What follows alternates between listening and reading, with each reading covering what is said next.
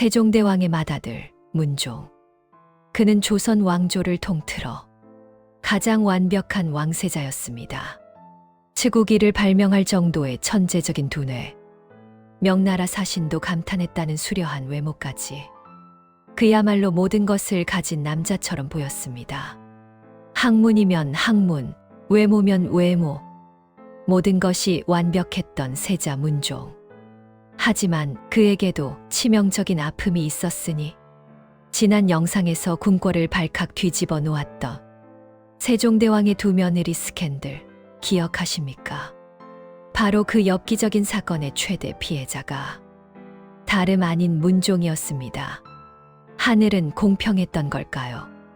아니면 잔인했던 걸까요? 완벽한 그에게 단 하나, 여복만큼은 지독하게 따르지 않았습니다. 두 아내들은 쫓겨났고 그는 오랜 시간을 코라비로 살아야 했습니다. 아버지 세종을 도와 무려 8년간의 대리청정. 그 살인적인 업무량과 마음의 병은 젊은 왕의 몸을 갉아먹고 있었습니다. 겉으로는 화려했으나 속은 새카맣게 타들어가고 있었던 비운의 군주. 내가 죽으면 이 어린 것은 누가 지킨단 말인가. 오늘 이야기는 훗날 단종 비극의 씨앗이 된 아버지 문종의 처절한 사연입니다. 그렇게 두 번의 상처 끝에 맞이한 세 번째 여인 현덕왕후 권씨. 그녀는 문종에게 따뜻한 안식처가 되어 주었습니다. 그리고 1441년 드디어 기다리고 기다리던 왕실의 적장자 훗날의 단종이 태어났습니다. 드디어 문종에게도 봄이 오는 듯 했습니다. 하지만 신은 너무나 가혹했습니다. 왕세손을 낳은 기쁨도 잠시. 현덕왕후는 출산 후유증인 산후열로 단 3일 만에 세상을 떠나고 말았습니다. 가장 경사스러운 날이 가장 슬픈 장례식 날이 되어버린 것입니다. 어미의 젖 한 번 제대로 물려보지 못한 핏덩이 아들, 그리고 또다시 홀로 남겨진 지친 아버지. 이때부터 어린 단종에게는 지켜줄 어머니도 든든한 외가도 없었습니다. 이것이 훗날 수양대군이 이 틈을 파고들게 만든 결정적인 비극의 시작이었습니다. 슬픔에 잠길 새도 없었습니다. 아버지 세종의 병세가 악화되자 문종은 효심 하나로 그 모든 나라지를 도맡았습니다. 무려 8년 그는 슬픔을 잊기 위해 아버지를 위해 자신의 몸을 불살라 일했습니다.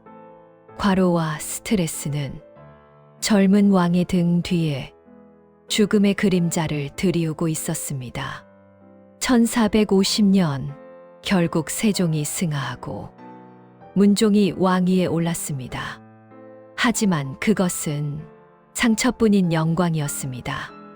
아버지의 3년상을 치르느라 이미 쇠약해진 몸은 한계에 다다랐고 재위 기간은 고작 2년 3개월. 그는 조선 역사상 가장 준비된 왕이었으나 가장 불행한 왕이었습니다. 아직은 안 된다. 아직은. 등창이 온몸에 퍼져 고름이 흐르고 피를 토하면서도 그는 펜을 놓지 못했습니다. 자신이 쓰러지면 저 늑대 같은 종친들 틈바구니에서 어린 단종이 찢겨 나갈 것을 알았기 때문입니다. 죽음이 임박한 밤, 문종은 신하들을 불렀습니다. 왕의 채통도 다 버리고 늙은 신하들의 손을 붙잡고 눈물로 애원했습니다. 저 어린 세자를 부디 그대들이 맡아주시오. 이것이 바로 그 유명한 눈물의 유언, 고명이었습니다. 하지만 아버지가 흘린 피눈물은 헛된 것이었을까요? 방 안에서 들려오는 통곡 소리를 들으며 어둠 속에 숨어있던 야심가 수양대군은 서늘한 미소를 짓고 있었습니다. 가장 강력한 방패였던 문종이 사라지는 순간 비극의 막은 이미 오르고 있었습니다. 1452년 5월 결국 문종은 39세에 짧은 생을 마감했습니다.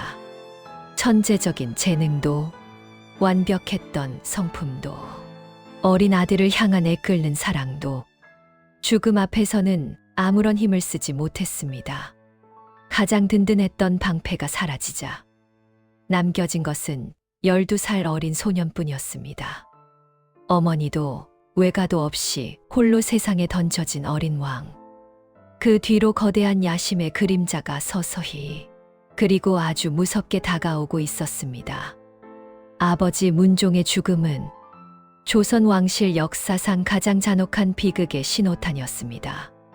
과연 어린 단종은 저 무시무시한 늑대들 사이에서 살아남을 수 있을까요?